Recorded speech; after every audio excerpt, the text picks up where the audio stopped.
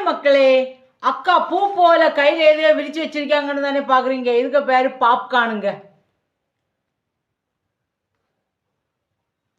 எங்கள் ஊரில் எல்லாம் இருங்குன்னு சொல்லுவாங்க. இது எப்படி சமைக்கணும் நிறைய பேர் தெரியலை. எப்படி சமைப்பது என்று கேள்வி கேட்டிருந்தீர்கள். ஒரு சகோதரர் கேட்டிருந்தார் எப்படி இதை சமைச்சு சாப்பிடணும்னு. இங்கே பாருங்கள், இந்த இருங்க அப்படியே தோல் எல்லாம் அப்படியே கலத்தி எடுத்துடுங்க. தோலோடு வச்சு வைப்பீங்க. அதை விட இது வந்து ஈஸியாட்டு வேகவும் செய்யும், நல்ல டேஸ்டியாகவும் இருக்கும். அதுக்கு வேண்டிதாங்க இந்த பிளானிங். இங்கே பாருங்கள், அந்த முடி இருக்குது பார்த்தீங்களா, இதுக்கு கூட கொஞ்சம் முடியெல்லாம் இருக்கும், தலை முடியை போல் கொஞ்சம் போல் முடி. இந்த முடியை பத்திரமா வச்சுட்டு இதை எல்லாத்தையும் தனிப்பட்ட முறையில் அப்படியே எடுத்துடணும். எல்லா தோலையும் அப்படியே உரித்து எடுத்துட்டு இந்த முடி இருக்குது பார்த்தீங்களா, முடியையும் பத்திரமா வச்சுக்கோங்க.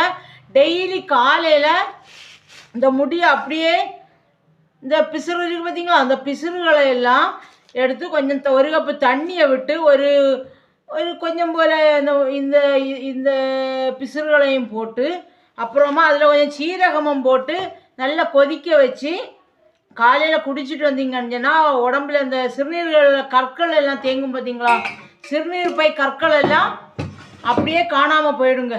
ஒரு 7 நாள் செய்து பாருங்கள், சூப்பராக ரிசல்ட் கிடைக்கும். எப்படி வேக வைக்கணும் சொன்னால் இதை கட் பண்ணுவாங்க, முழுமையாக போட்டு வேக வைக்கலாம், அது டைம் நிறைய எடுக்கும். ஆனால் இப்படி குட்டி குட்டியாட்டு கட் பண்ணி போட்டு கல்லுப்பையும் போட்டு தண்ணியை விட்டு வேக வச்சிட்டிங்கன்னா சூப்பராக வந்து கிடச்சிடும். குயிக்காக வேகவும் செய்யும், நல்ல டேஸ்டியாகவும் இருக்கும். எல்லா இடம் உப்பு பிடிச்சிருமா, இங்கே எல்லாம் இந்த பஞ்சிலெல்லாம் உப்பு பிடிச்சிடும் பார்த்துங்க, அந்த இதுக்கு உள் சைட்லையும். அந்த அதையும் கடித்து சாப்பிடும்போது இன்னொரு விதமான டேஸ்ட்டில் இருக்கும். நீங்கள் முயற்சி செய்து பாருங்கள், சரிங்களா. அப்படியே இங்கே கட் பண்ணி தோலை உரிச்சிட்டு கட் பண்ணி பீஸாக தான் போடணும். கிழங்கு வெட்டுறது போல் 3 பீஸாக வெட்டினா போதும். 3 பீஸாக வெட்டினா போதும், நிறைய பீஸாக வெட்டாதீங்க. அதுக்கு வேண்டி 3 பீஸு இல்லைன்னா 2 பீஸாக வெட்டும்போது வேகமாட்டு உப்பு கல்லுப்பையும் போட்டும்போது வேகமாக வந்து உங்களுக்கு நல்ல சுவையான இருங்கு ரெடி. Popcorn ready. பாப்கார்ன் சொல்லியது மற்ற பொரியாகும், பொரிச்சு அடிக்கிறது தான் பாப்கார்ன் சொல்லுவா இல்லையா. இருந்தாலும் இப்படி பீஸ் பண்ணி போட்டு வேக வைங்க, வேகமாக சாப்பிடலாம், சீக்கிரமாக வந்து கிடச்சிடும். அது ஆனால் வடசேரி சந்தையிலேருந்து வாங்கினது கொஞ்ச நாளாக ஆச்சு பார்த்துடுங்க. நிறைய பீஸ் இருக்குதான், 7 பீஸுக்கிட்ட 1 கிலோ பார்த்துடுங்க.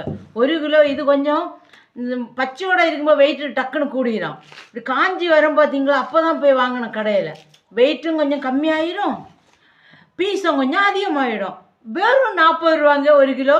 வடசேரி சந்தையில் இருக்குது, போய் வாங்கிடுங்க, சரிங்களா. வாங்கி வேக வச்சு சாப்பிடுங்க, டேஸ்டி. எனக்கு நான் எங்கே பார்த்தாலும் நமக்கு நாக்கில் டொடன்னு வந்துடும், அப்படியே கடிச்சு சாப்பிடணும் போய்.